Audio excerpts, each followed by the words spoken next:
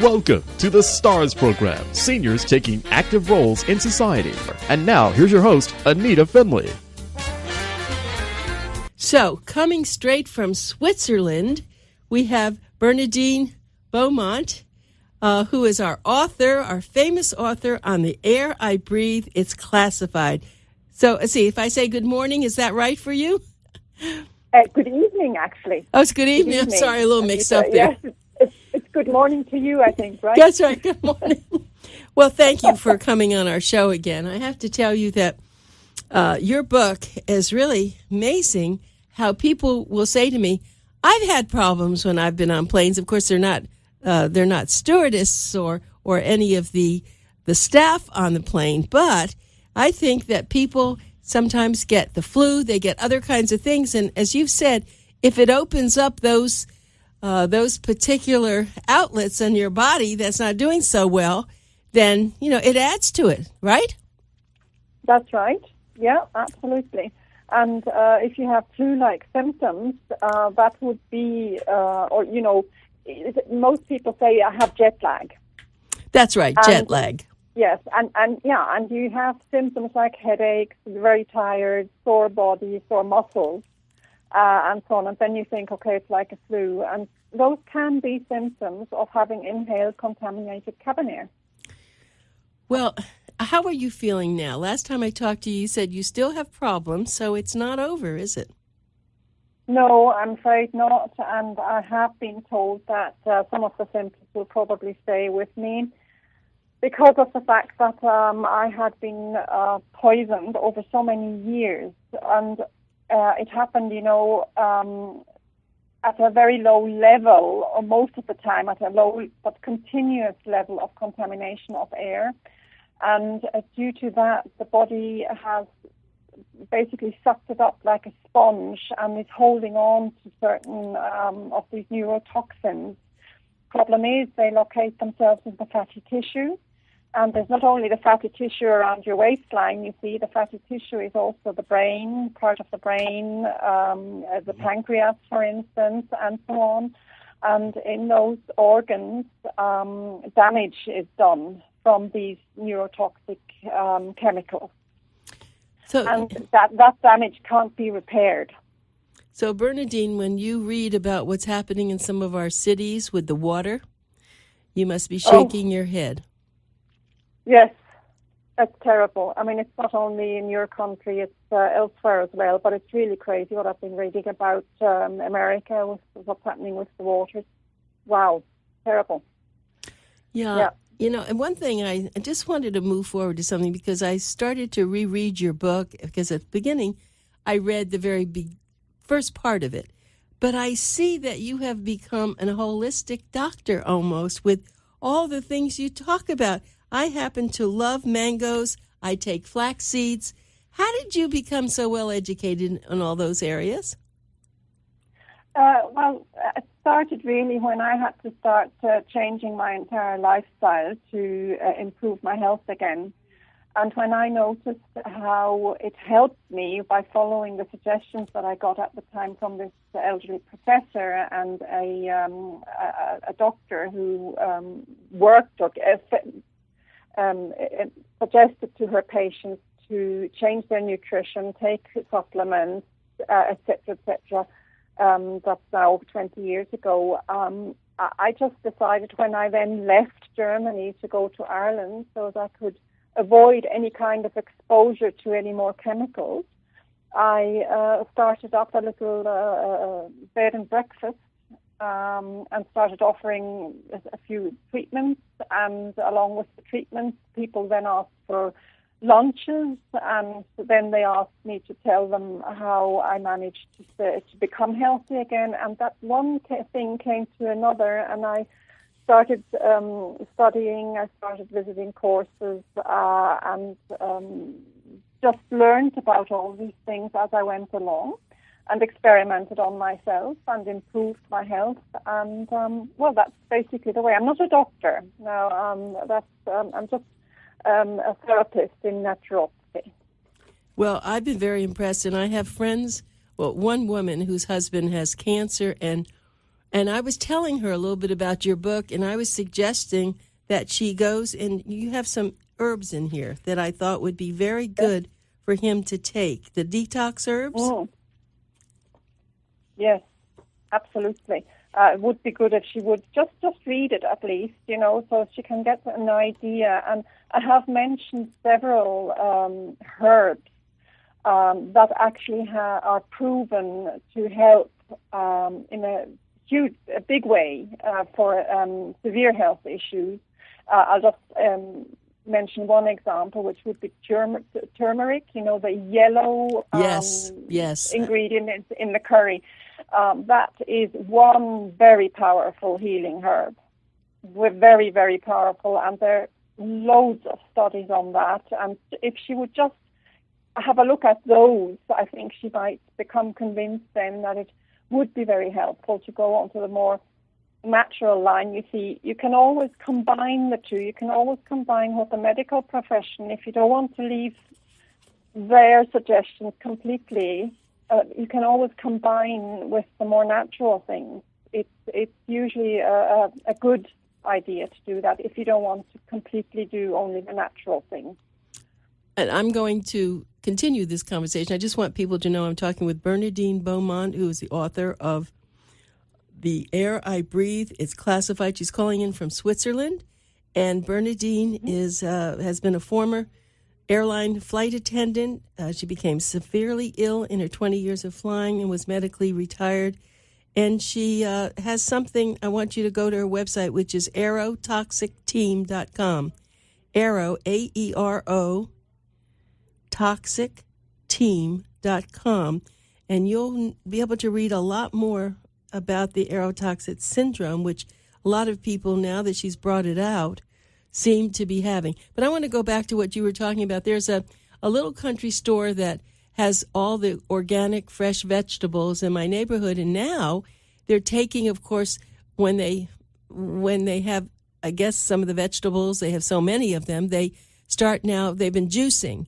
And the last thing I saw is where they have shots of turmeric and those kind of herbs, and the owner takes 2 ounces every day of that herb in a shot glass. Oh, good. Yeah, absolutely. She takes 2 ounces of the turmeric or yes. or the whole mix. No, okay. The turmeric. And so they do that with a lot of things. So I'm going to start doing that because I have also heard the great health benefits from a lot of these Indian herbs. As a matter of fact, when I'm going to make sure that you get our next issue, our May issue, because on the cover, I do have an image of some of the various herbs that have been, they've been shown, and I don't know which exactly ones are on there, but I'm going to write a little article about it using turmeric and some of the other things that you talk about. So do you actually put all these in your salad? Yes, I like the fresh herbs. What I do have every day is a big, at least 2 tablespoonfuls of freshly chopped parsley. I love parsley, for instance. I put it on everything. In my salads. If I cook an omelette, I put the parsley in the omelette, and so on. And I find that very, very beneficial. It's very good. It helps flush the kidneys, for instance, very well. So that is one detox path that is activated.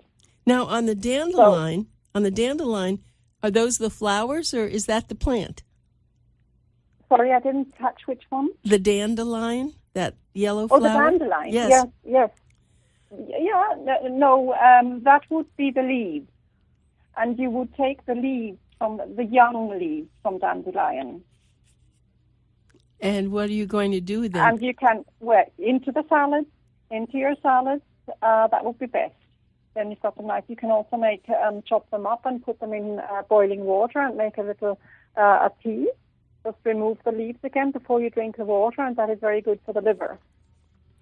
Well, I deal with a lot of holistic physicians, and I've been telling them about your book. Very few books have all this unusual information if they're not a total health book. Yours is not really a health book.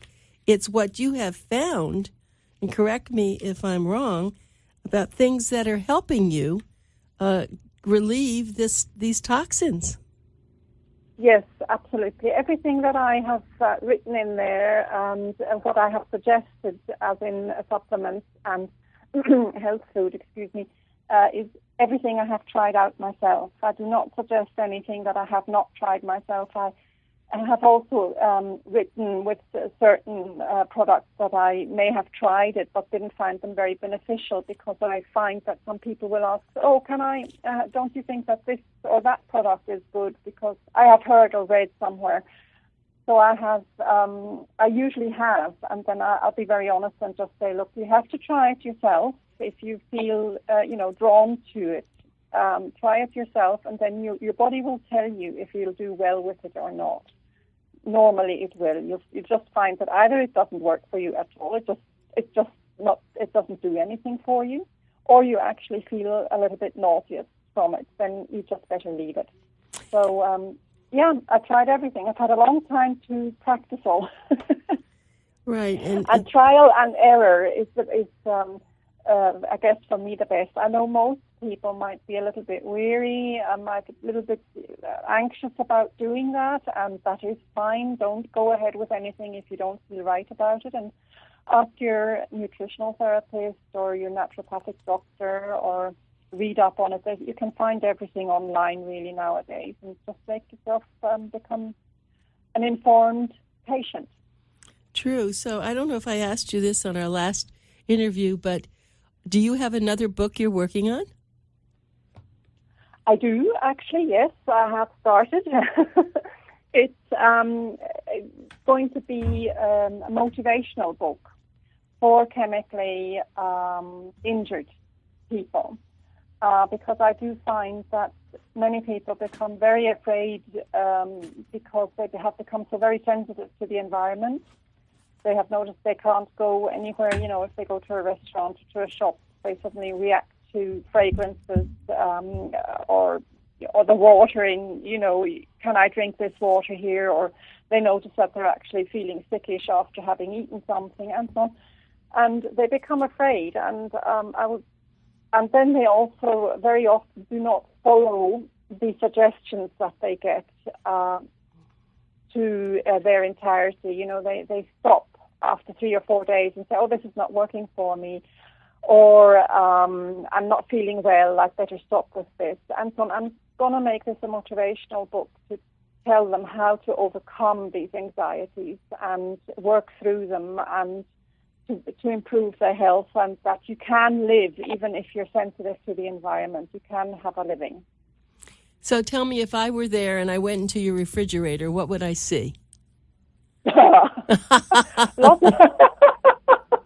Lots of green. I have to look into my fridge, actually. Broccoli, fennel, carrot, salad, lettuce, parsley, as mentioned earlier. I have lots of little tubs of kefir. Then I have fresh organic apple juice. I have coconut milk. Without the sugar, right? Oh, without the sugar, absolutely. No sugar whatsoever. I don't have any sugar. My only sin is honey in that direction. In the morning I have my hot porridge, which I cook. I have not ready-made porridge. I cook the regular oats, and I add a little bit of coconut milk to that with water, and then I eat that with honey. That I have to have. Okay, and what are we going to, if I came to your house to have dinner, what are you going to feed me? What am I going to feed you? Oh, goodness. Okay, now, that's a good question. Well, I could surprise you with a vegetarian dish. First of all, probably a lovely salad with, I'd love to put some summer flowers on it, but sadly, my flowers are still under a foot of snow here, so no really? flowers. No edible flowers, no, yeah. And then I would probably, I'm not a total vegetarian, but at the same time, for guests, I would probably make some fish. We have beautiful fish in the lakes here, and they're still healthy fish, I believe, if you like fish. and I would add some organic potatoes along with that. And then for dessert, I would probably surprise you with a kefir dessert, which is very much like yogurt, and add some fruit to that. Perhaps I'd make it a raspberry kefir for you. Just add some fresh raspberries and give that a good whirl, and that would be very refreshing and light. No cream, of course. Should I be purchasing kefir instead of yogurt? It is better for you. Well, better. It's in a different way good for your digestive system. It's much lighter as well than yogurt, and it won't cause any kind of disturbance should you be lactose sensitive. I've never tasted it. Does it taste the same? Well, ours does here. It's lovely. It looks like a yogurt, you know, and it's white and firm, and it tastes lovely. I actually prefer it now. It hasn't got this milk taste to it, like yogurt has. So if you can find something like that, I'd give it a bash. Well, Try it. It is very healthy. You can also get it in liquid form, kefir, and many people swear by it for their digestive system. Okay, I have this Very, is very good. this is really important.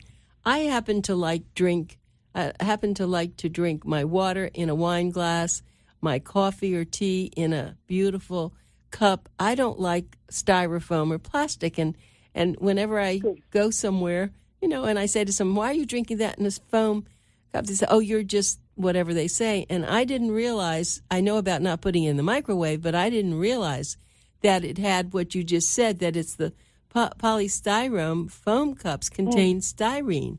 It's a chemical compound. So no one should be having this. No more things like that. No, absolutely. I know they're awfully handy, and I know everybody loves to run around with those cups of coffee in their hands in your cities.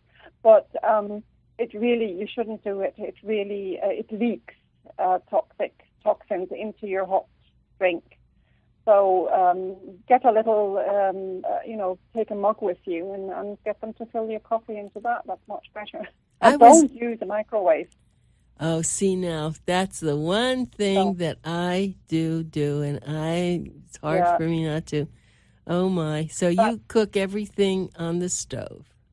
Yeah, absolutely everything on the stove. I've never had a microwave, to be honest with you. Never, ever. And it really is one thing that you should throw out the window when you go home this evening. Or later on this morning. Well, you know, years ago, we used to have a hot water spigot at the sink. And that's how we got our hot water for our tea and coffee. And when we moved to this apartment, it doesn't have it. And so I haven't done anything about it, but maybe you're making me think I should. Yes, please do. And just while we're talking about plastic ingredients, the same thing applies to margarine. I never eat margarine, forget it. Good. Yeah, no, nobody should, and it is just not true that it is more healthy for you than butter. Please eat real butter. Of course. And if you want something like that for on your bread or on your toast or whatever, you know, but do not eat margarine. If you it's just 1% point away from plastic, really. You can look it up on the internet. Well, my mother, who passed away when she was 94, she never would have her sisters all. They did the margarine, they did everything, and they didn't have real sugar. My mother always stuck with everything that was real. And so I do the same thing today because, you know, when you think of it, it's not, you're not having a whole stick of butter, you're having a little taste of the butter. I mean, and so I really have done that, but I have to think about that microwave. You really got me going here. Yeah, please do. Absolutely, seriously. Yeah. So I want to go back on the airplane a minute because I didn't realize, didn't you all use microwaves to be able to heat things, or how did you heat the food? It's not a microwave on board. Those are hot air ovens. Oh. Yeah. So never had them. They're very they're very quick as well, but not as quick as a microwave. But it's quick enough, you know, because everything comes pre-cooked on board anyway. So you're just heating the things up. So when people go on board now, most of the time, of course, there's no food as they did when you were flying early and you were in first class. Everything was so elegant and so well done. We don't have that now. Now we just have people, just taking whatever they can get and eating while they're on the plane. And I always try to bring nuts or seeds with me, so I don't do that. Yes, yeah, good idea. Because the sandwiches and so on that you get, if you get anything at all, they're also just, they're very cheap made and processed food. The other thing is I see where you have something about lemons in your book. And I remember when I was working at the university, there was a speech professor, and she never had coffee or tea. She had hot lemon water. That's all she had. She had a lemon, and she had that in the water. And you said that you have a lemon every day. Yes, I do, yeah. It's because that's basically a vitamin C source. If you want to avoid taking additional supplements for vitamin C, for instance, then you can, and if you do well with lemons, okay, there may be people who don't do very well with lemons, too much acid. But if you're fine with that, then just squeeze a fresh lemon and have that, like the old-fashioned lemonade, have it ready and drink that during the day. That is excellent, very good for you. And if ever I have a cold, which I haven't had for donkeys, really ages now, but then I would have it hot as well, like that professor, and perhaps some honey in it as well. Just helps soothe the voice, the throat, and just gives you something hot to drink. Also, if you have problems with your bladder or your kidneys, that would be better to drink it hot than cold. It's a good thing. And where are you getting your water? Oh, I am very lucky. Directly from the mountain. I've got mountain water, Anita. So that is really good. There's nothing added. There's nothing in it. And just for safety reasons, in case there might be some bacteria around, because they're, for whatever reason, it's passed through an ultraviolet light, which would kill off any kind of bacteria, but otherwise it's just pure fresh water. And so, very lucky. And how are you heating your water? When I heat my water? Yeah, you heat it in a kettle? Oh, a kettle. I've got a kettle. I know. I years ago used to have the whistle, right? It's the whistling kettle. Yeah. No, it doesn't whistle. That drives me nuts. I haven't had water boil in a kettle in a long time, but I guess I know where I'm going to go after I get this radio show. I want to talk about bananas because it's something that is a favorite fruit of mine, and my husband always has to have a banana every day. Maybe that's why he's living so long. You really love bananas, don't you? Oh, I do, yeah, very much so, absolutely. If there's anything, if I need to grab something because I'm feeling peckish in between meals, I'll definitely have a banana and share it with my dog. They love banana as well. Really? Yes. Now, I would like to think about that. I'll have to try that with our little Snowy. Banana. Yeah, especially the big one here. She loves bananas. She just loves bananas. It's because it's what her mommy's eating, It could be, but some of the other dogs didn't like it. So she's really very special, but she does like everything Mommy eats. That's true. And, I know we should be talking about the toxins, but I'm loving this food part now. So if I wanted to quote you on any of these little, short articles, I'm going to do that because like avocados, we here in South Florida, I don't know how it is where you are. I don't think you have a lot of avocados locally grown, but we sure do. Oh, lovely. Yeah, I can buy them here, but I have to be honest with you, very often, like every second one is black inside already. So it's you're lucky then, yeah. Oh, we have, I hate to tell you this, but we have a special on at our big grocery store, 1 for $1. Oh, wow. It says 10 for $10, right? Oh, well, no, that would be a little bit more expensive here. I'm sure it would be. And I really, it's funny, a lot of times, of course, avocado makes wonderful spread on crackers or on bread. Oh, Lovely. Right? Absolutely it does. Yeah, yeah. With a little sprinkle of salt on it. That's just fantastic. A sprinkle of what? Salt. Oh, yeah, right. Well, Yeah. the other thing that I don't see where you don't talk about sprouts, or I missed it. Did you do anything with sprouts? No, I didn't actually. I think I mentioned it somewhere, just very short, but I didn't go into the sprouts, no. Not because I don't agree with them at all. Absolutely not. They're fantastic. But I never really used them for my process, for my protocol here for the detox. Also because I didn't do very well with them. I couldn't digest them very well for a very long time because of them being raw all the time. Yeah. So sometimes it's different for some people. Some will do very well with raw food diet, okay, and no matter how healthy it is, others won't. And I belong to the others. I can't do raw food all the time.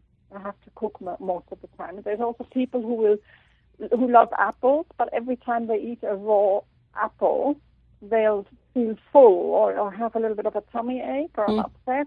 But if they cook the apple, they're fine with it. Well, I would tell you something. Since we're talking about that, I love apple pie, and I know I shouldn't eat it. So yesterday, just as a coincidence, we have these gorgeous organic apples that I buy, and I took an apple and cut it up, and took raisins and a little bit of honey and cottage cheese, and I forget what else I put in it. It was just like apple pie with my apples in it. So I'm always experimenting because I do like to eat properly, and I'm so fortunate that I haven't had the problem that you've had with the toxins, but I don't want to get them. And I think that's what we have to do. For people who've been sick, it's one thing, but for people who haven't been sick, then, they can prevent it, right? Eat bananas and all those things. I love talking to you, and the time goes so fast, Bearnairdine. It's been just great. And I'm going to put a picture of some of these things, some of this fruit, and I'm going to quote you. And I can't thank you enough. I want everyone to buy this book. It's a wonderful book. The Air I Breathe, it's classified, and this is by Bearnairdine Beaumont, and you can go on her website, which is aerotoxicteam.com, aerotoxicteam.com. Thank you, and stay well, and we'll stay in touch, okay? And thank you very much, Anita, for having me on. Right, and thank you for sharing your refrigerator contents. You're welcome. Goodbye. Bye, Anita.